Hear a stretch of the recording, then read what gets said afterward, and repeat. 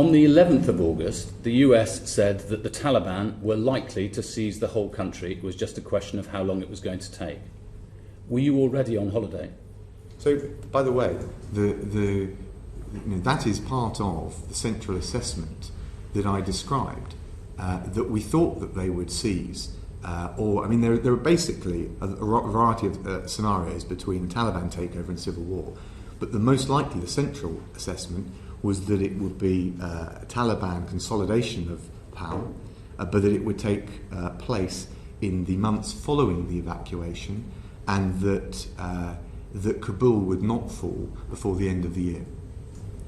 You didn't answer the second half of my question. Were you already on holiday on the 11th of August? I've given a full statement on my holiday. I've said that I wouldn't have gone away with the benefit of hindsight, which is the luxury of commentating. When did you go on holiday? I'm not going to start, Chris, adding to, frankly, the fishing expedition beyond the facts that I've articulated in a fulsome statement and having answered questions continuously about that. The difficulty for us is that the Prime Minister was on holiday, the Deputy Prime Minister, yourself, was on holiday, and as I understand it, the Permanent Under Secretary was on holiday, all three at the same time, when British nationals were at risk.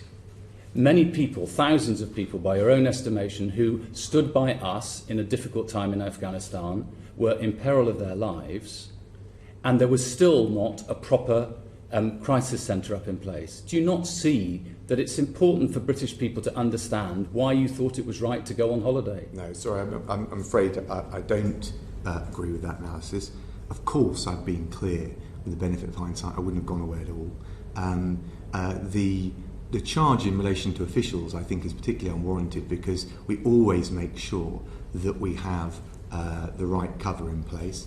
In terms of my own situation, I'll just say this. I'm travelling today. A modern Foreign Secretary has to have the ability, given those wider range of issues that will constantly bubble up, possibly to crisis point, to be able to deal, act, work from abroad. I engaged in all of the COBRA meetings.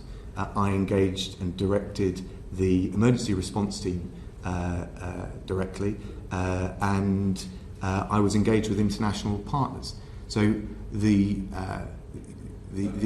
truth is, Chris, judge us by the results, because between the 15th of August and the end of August, we delivered over 15,000 people out of the country, which I think is certainly the most challenging evacuation of its kind in living memory.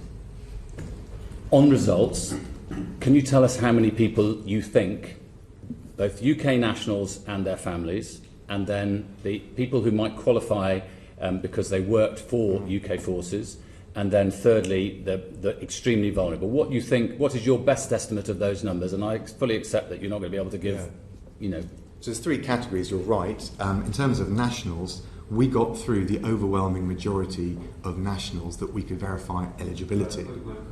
Numbers. Sorry. Well, I've given you the number that we...